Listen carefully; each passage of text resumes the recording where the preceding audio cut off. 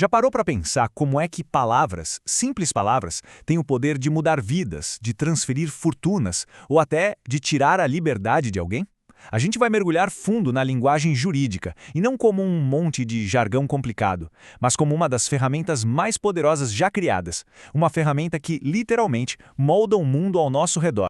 Olha, tudo pode começar com uma pergunta bem humana, bem real. Imagina só a Maria. Ela sofreu um acidente e pergunta para o advogado dela uma coisa que parece simples.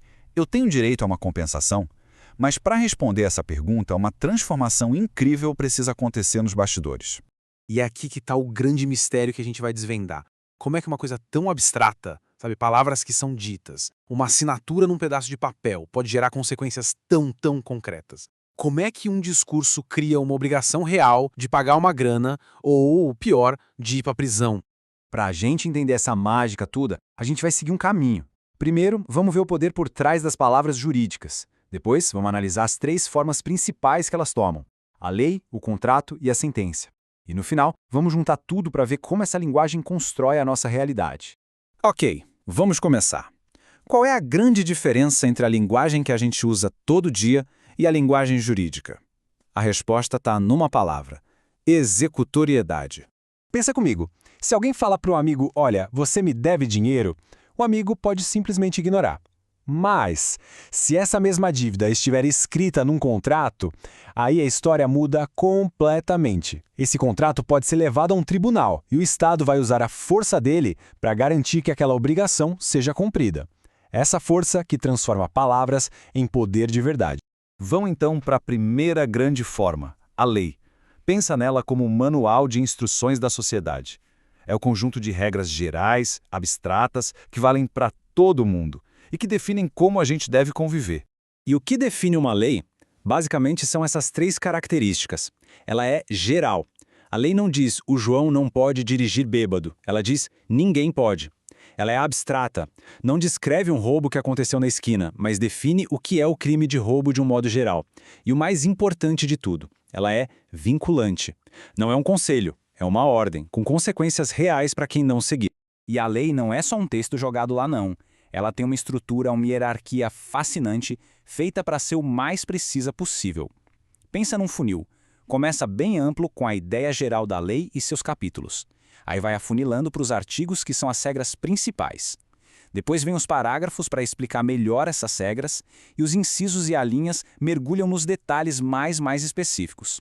É um verdadeiro funil de precisão para não deixar nenhuma brecha para dúvida. Agora vamos para a segunda forma, onde a coisa fica mais pessoal. O contrato. Ele é diferente da lei. Enquanto a lei vale para todo mundo, querendo ou não, o contrato é um conjunto de regras que as pessoas criam voluntariamente só para elas. É, basicamente, a lei que elas fazem para si mesmas. Vamos dar uma olhada num contrato de venda de imóvel de verdade. A primeira cláusula, olha só, identifica o que está sendo vendido. Percebe a precisão? Tem o endereço completo e o mais importante de tudo, o número da matrícula no cartório. Não tem espaço nenhum para confusão. E essa precisão toda tem um motivo vital. A matrícula é tipo o CPF do imóvel, é a identidade única dele. Ao colocar esse número, o contrato elimina qualquer sombra de dúvida. Fica claro que você está falando deste imóvel e de nenhum outro. No mundo jurídico, a gente vai ver que a ambiguidade é a pior coisa que pode existir. Seguindo em frente, o preço. A cláusula segunda não diz só o valor total. Ela detalha exatamente quando e como cada centavo vai ser pago. Uma parte na assinatura do contrato, a outra na hora de passar a escritura. Tudo amarradinho.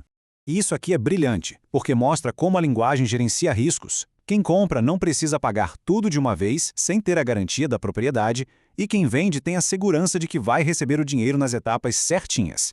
A linguagem aqui está criando um ambiente seguro para todo mundo. Agora, essa terceira cláusula é fundamental.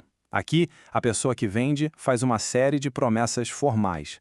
Ela não está só dizendo que é dona, ela está garantindo legalmente que é a proprietária, que não tem nenhuma dívida ou problema escondido no imóvel.